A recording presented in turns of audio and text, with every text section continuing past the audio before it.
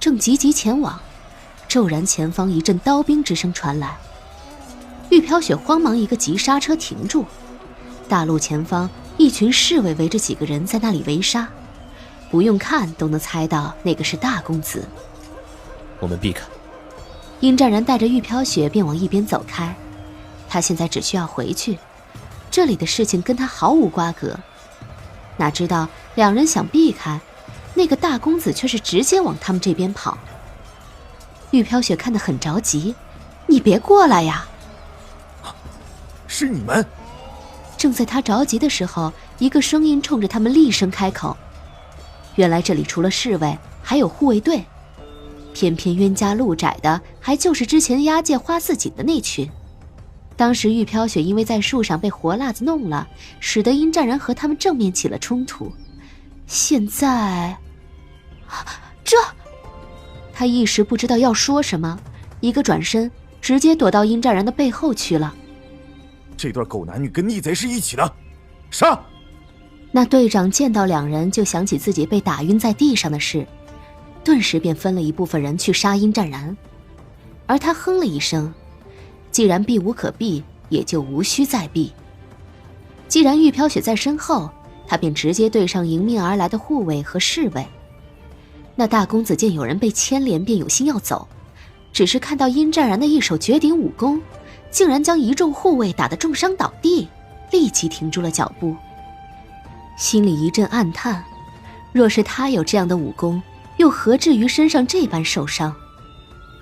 来者根本不是殷湛然的对手，玉飘雪则一直躲在他身后，直到他将对方全部解决掉。多谢阁下。面对大公子诚挚的谢意，殷湛然抬眼瞧了他一眼。我无意救你，是他们要杀我而已。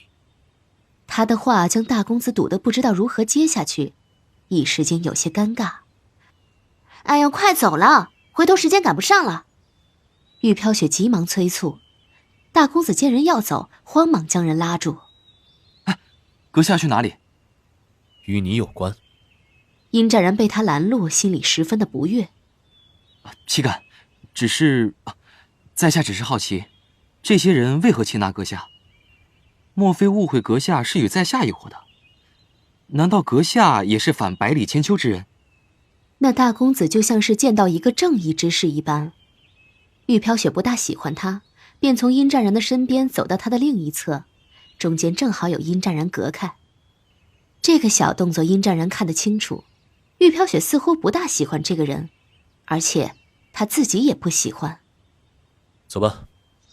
他完全忽视了大公子，直接走。可就在这时，天空响起一声透彻天际的鹰叫，随之此起彼伏，一直不断。大公子哎呀了一声。不好，我们走。不是我们，是各走各的。殷湛然听着这鹰叫便发觉不对，但却仍然不愿与大公子一路。而这时急促而沉闷的马蹄声响起，一眨眼数千精兵将三人围在中间。百里千秋骑着马过来，见到三人，看着那大公子满脸的不屑。多年之前你便该死，可惜你苟活了多年，今日你必须死。百里千秋，你违背上天旨意，你会遭报应的！大公子义愤填膺的怒吼，百里千秋却只是一声轻笑。哼，报应？这你就放心吧，这报应不会报应在我的身上，自然有人去接。倒是你，当年就应该死，却活到现在，害死了这么多人，要报应，你也跑不掉。闭嘴！我才是嫡长子。当年你娘那个贱人为了争权夺位害死我母亲，若不是中仆护送我逃离，只怕也死在你母亲那个恶毒女人的手里。你本就名不正言不顺，你还敢杀我？难道这个阵势，你还觉得我不敢？百里千秋看着他，眼里居然带着几分笑意。玉飘雪看得很郁闷，她很急呀，想走，哪有心情看这个家庭伦理剧？而且这个大公子看气度风范，怎么都不能跟百里千秋比呀。也是，一个隐姓埋名四处逃窜的落难人，一个是云雾岛上最尊贵之家出身的孩子，自然养出的不一样。老天会降下报应的。这你就放心，这报应我不用去承担。百里千秋偏过头看着殷湛然，其实他一来最先看到的就是他，很好奇他怎么会跟百里端明在一起。这样的人物，百里端明往他旁边一站，不过是烛光与日月争辉，徒增可笑罢了。这位公子如何称呼？我与你并不识得，何以告知？世上谁与谁又是生来便认的？便是那孪生子，在母体也是闭着眼，谁也看不见谁，谁又不是从不认识到认识的？既然如此，那我做个自我介绍好了。我姓百里，名千秋，字易安。不知公子如何称呼？殷湛然看着他，也并没有多少欢喜，想起自己的名字，想来智叔已经告诉他这件事了。泯然。哦，原来是闵公子。初次相逢，甚是欢喜。然也。百里千秋自然已经从智叔口中得知殷湛然了。现在看来，这人的确是华贵天章，尊如庙堂。那位是闵夫人吗？是。哈，是这样的，我有个疑问，想请教闵公子。我与此人并不认得，之前我与现在倒在地上的人有些私怨，那人见我来便想擒住我夫妻二人，我故而出手伤人，此人以为我是拥护他之人，与我误会，正要走，你便来了。原来如此。既如此，那你我算是认识。你现在要带你妻子先走，还是要与我回家喝杯茶，做个认识？不必了，我与那人有事离开，此生再无再见之日。你之好意，我铭记吾内。玉飘雪嘟嘟嘴，想不到他也有说话这么礼貌客气的时候，还以为他根本不会为人处事呢。现在看来，他不是不会，只是不屑。原来是这样。只是你来此一趟，必有要事。现在事情可办完了，可需要我帮忙？不必了，你烦心事多，不必牵挂于我。殷湛然想要与百里千秋尽快划清界限，赶紧走。他不欲得罪此人，这里数千之众，而且看百里千秋自己本身也是个高手，若是真的动手，他难以保证能护住玉飘雪，故而与之一战实在是下之策。那个地方很是危险，公子居然三番几次进出，实在是令人疑惑。疑惑？疑惑你的能耐啊。那地方我去也是依靠自己百里家族的血统而已，可你居然能几次前往。哼，那里无路，落脚为路，百草有毒，又有鸟兽其中，或惑人心智，或带毒伤人。可你二人夫妻平安无事，我自然疑惑。又或者，我是不是要为了一劳永逸，杀了你二人？百里千秋笑着说。玉飘雪嘴角抽了抽，说杀人还这么轻松。只是殷湛然纹风不动，抬眼看着骑在马背上的人。你说的很有道理，我若活着，对秘密永远都是一个威胁。不如你现在杀了我，的确就能一劳永逸了。唉，我不过是一个人太无聊，连个说话的人也无，与你开玩笑罢了。我也是开玩笑。两人的话都说得很平静，似乎真的只是朋友间在开玩笑。只有彼此知道，观看对方的修为，真的动起手来，自己未必就有10%的把握。你且让开些，我让人抓住他之后便回去。抓？你不杀他？杀是要杀，只是要理清是非曲直。此人并不是我那个早已夭折的大哥，而是借了这个名头闹事之人罢了。听着他颠倒是非黑白，玉飘雪就觉得好笑。不是说圣鸟吃了他的血吗？对啊，但是他对圣鸟做了手脚，使得圣鸟对他出现了这种状况。哈，闵太太可曾听说过罂粟？玉飘雪点头。那便是了。这罂粟有让人依赖之性，他便是将罂粟喂养圣鸟，而圣鸟因此受毒上身，已有3只丧命，血肉尽失，只剩骨架。百里千秋说完，玉飘雪死憋着没笑，转头看向殷湛然。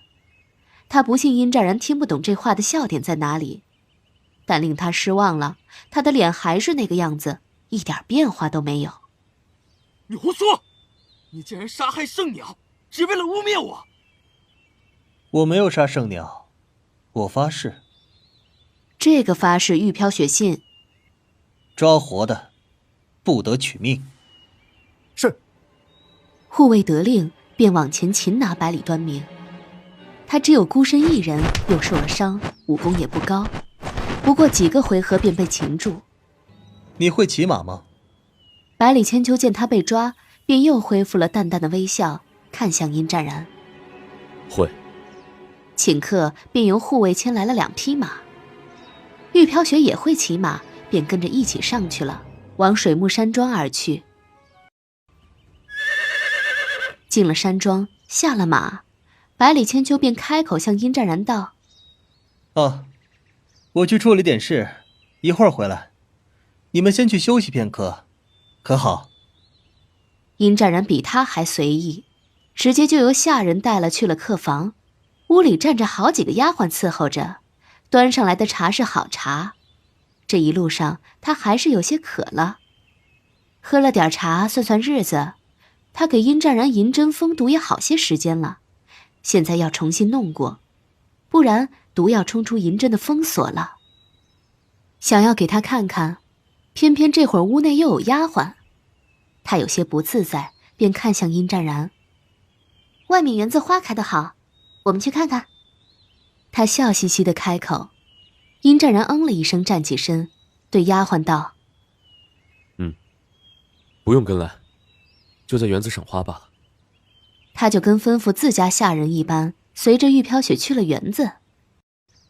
想问什么？我给你看看脉，银针封穴也有些时间了，原本是打算上岸了再看，但现在看来一时半会儿走不了了。殷湛然闻言便掀开袖子，将右手放在桌上。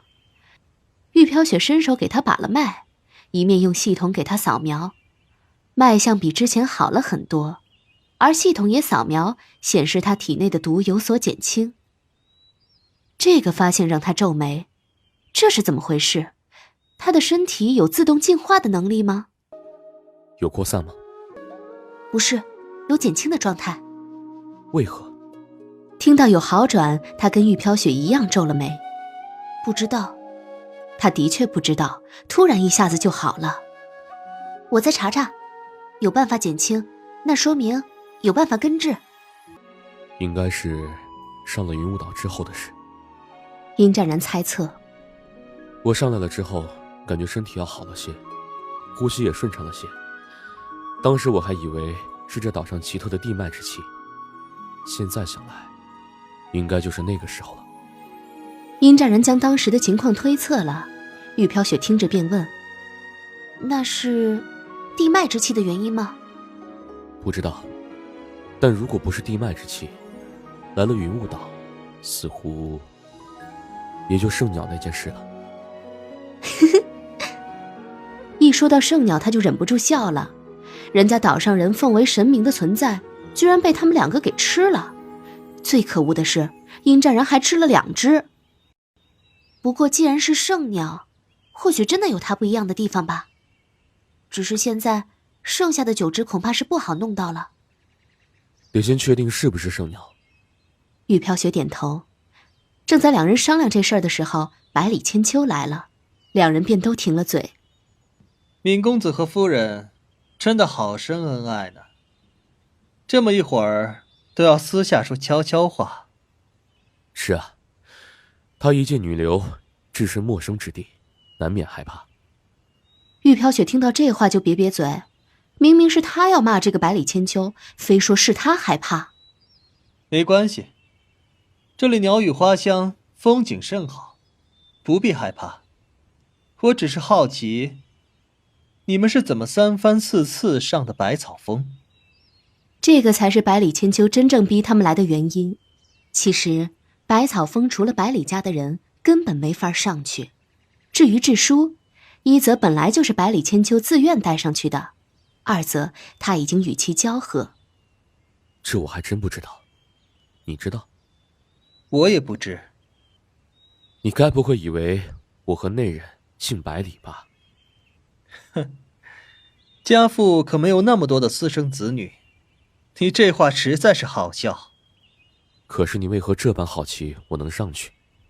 难道百草峰不能有人上去？自然不是，是只有百里家的人才能上去。他说出了话，玉飘雪和殷湛然同时心头一震，立即便明白了。那圣鸟是百里家族嫡长子鲜血喂养，两人一上岛便吃了圣鸟，难怪。玉飘雪强忍着嘴抽看向殷湛然，这家伙是什么手啊？可是我也不知道为什么我能上去，你的话吓得我差点以为与你是兄弟。玉飘雪发觉他也有讲冷笑话的潜力。你不打算给我一个解释？百里反问。殷湛然现在也已经摸清了他找自己的原因，但是原因肯定是不能说的。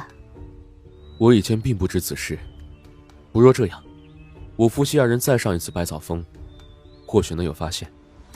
这样啊。百里没有答应，也没有拒绝，看样子还不能做出决定。我也着实无法回答你，不若让我亲身一往。再说了，你还怕我跑了不成？怎么会？我当你是朋友，你断然不会这样骗我。自然。百里听到这话便站起身，看了眼玉飘雪，突然就笑了起来。智叔跟我说，你家里一定很有权有钱。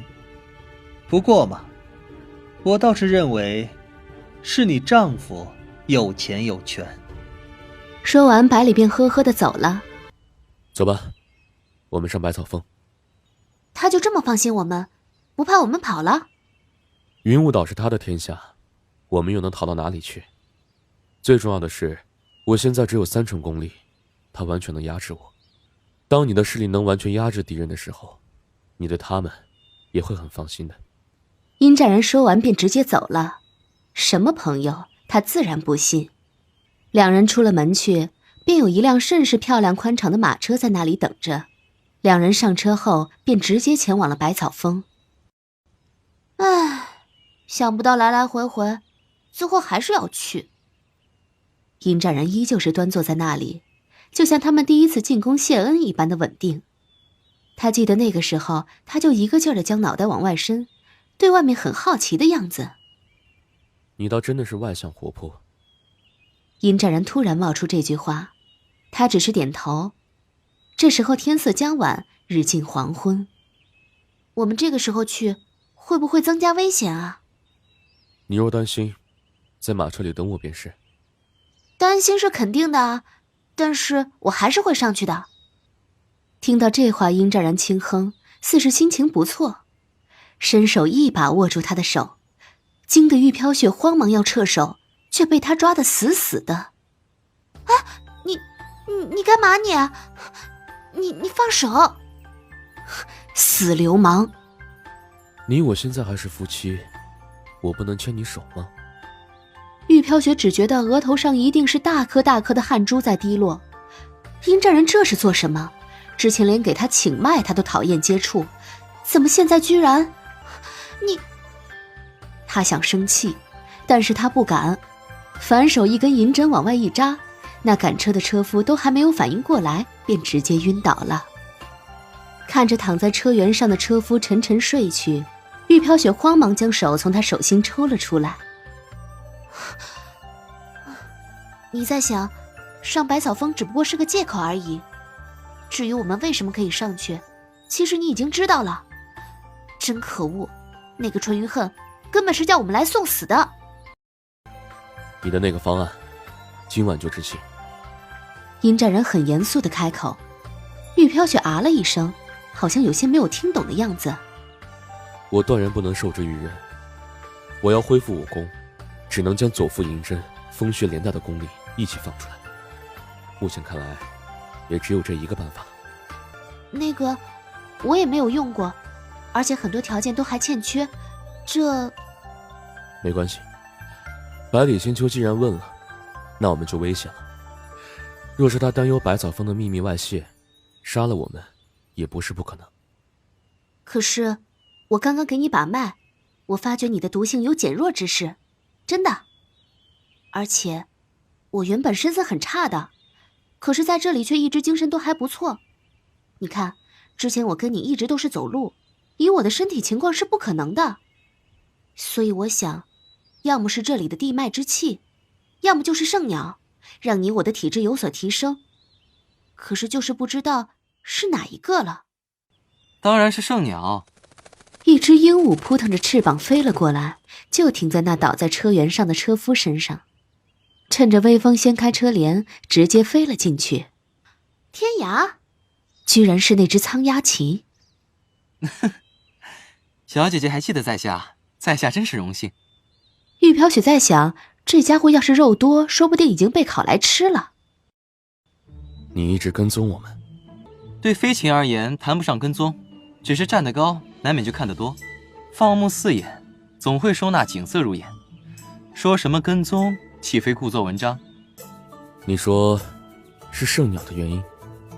对，那圣鸟是清圣之物，喝的花间露，吃的是瓜儿，本身就是好东西。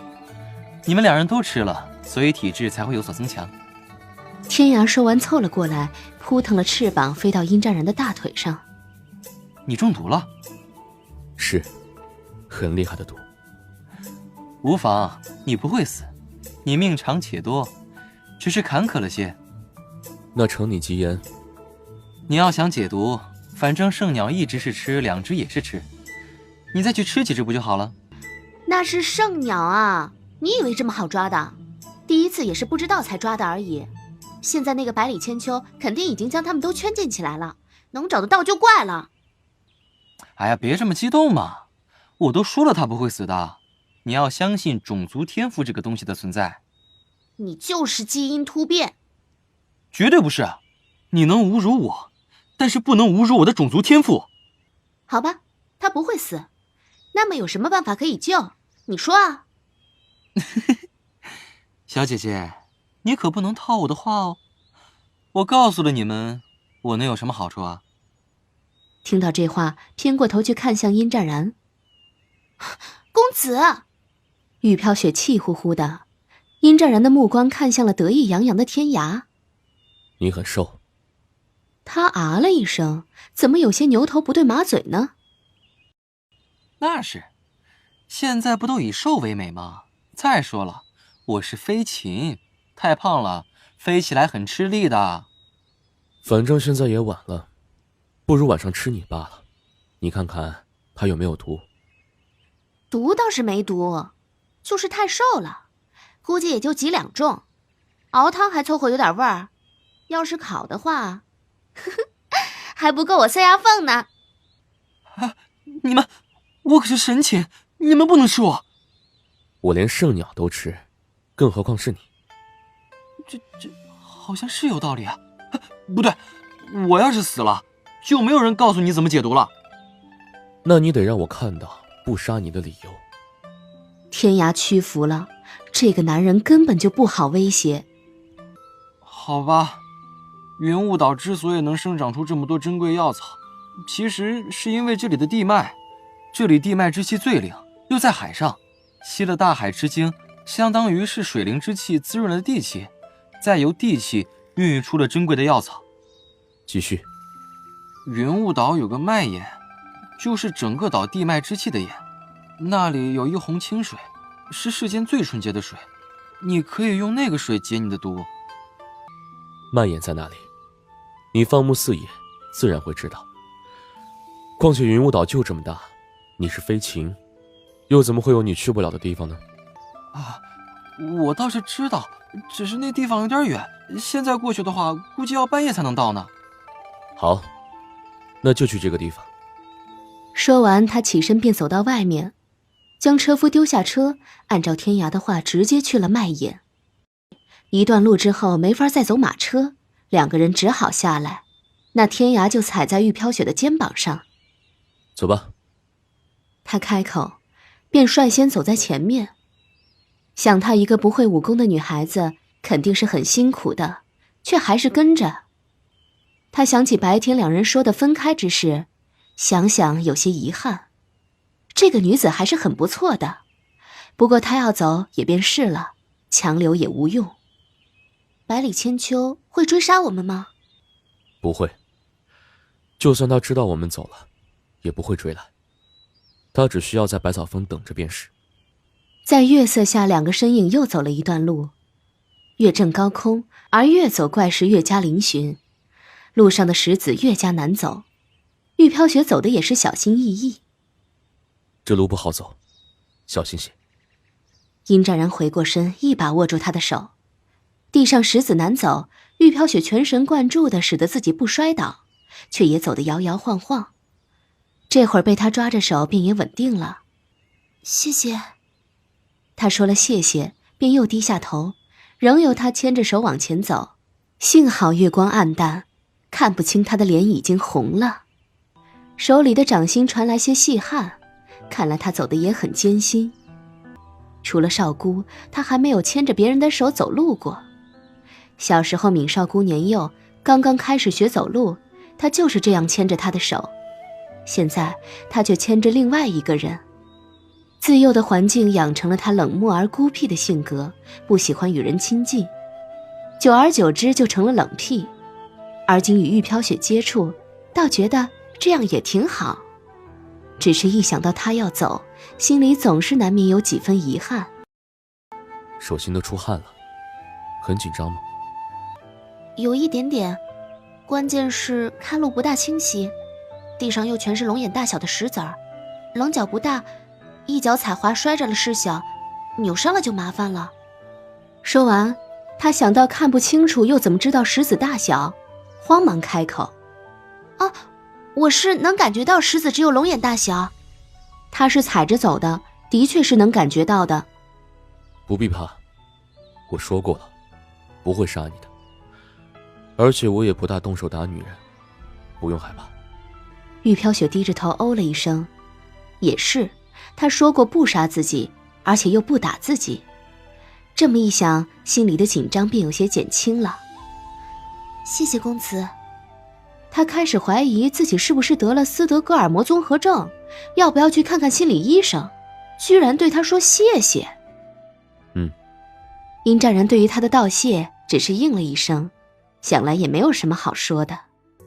玉飘雪想到自己办完这件事就能自由，心里那叫一个倍儿爽，又加上有人牵着不会出事，便大胆地往前走。怎的不说话了？这荒山寂静，他突然有些不悦，想听听他说话。这里这么黑，女人都是怕黑的，肯定是吓得不敢说话了。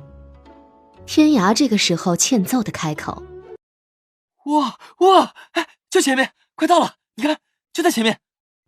天涯大叫，好像很兴奋的样子。前方隐隐见到一个湖，不算大，约摸只有直径7、8丈，沉醉在花海之中。那个湖就是麦眼吗？夜色暗淡，本来应该黑暗的世界却越来越清晰，连时空都是蔚蓝的。两人一路前往，越走眼前越见是蔚蓝。公子你看，他伸手指着前方肉眼可见的湖泊，的确是不大，眼前没有光明与黑暗之分，只有一片蔚蓝，好似连天地都成了湖光之色。这里就是麦眼？啊，就是这里。你要想解毒的话，把自己泡进去，用纯净之水就好。这里。殷战然回过身，一双眼睛犀利地看向苍鸦琴，吓得他慌忙扑腾着翅膀。这个是脉眼。整个云雾岛之所以能生长那些珍贵绝世的药草和生灵，就是因为这里的地脉之气太过灵气，而这里是脉眼，灵气最足。你在这里，肯定能洗去你身上的毒。殷战然听到他的话，倒有几分相信，便往湖泊边去。蹲下身来，湖泊的水纯净的似能看到底，清澈无比。这里没有昼夜之分吗？没有，这里有混沌之意，无昼夜之分。有的只有这永久的蔚蓝。殷战然闻言只是嗯了一声，也不知道他心里是怎么想的。玉飘雪走了过去，在他身边蹲下，看着这水，他惊呆了。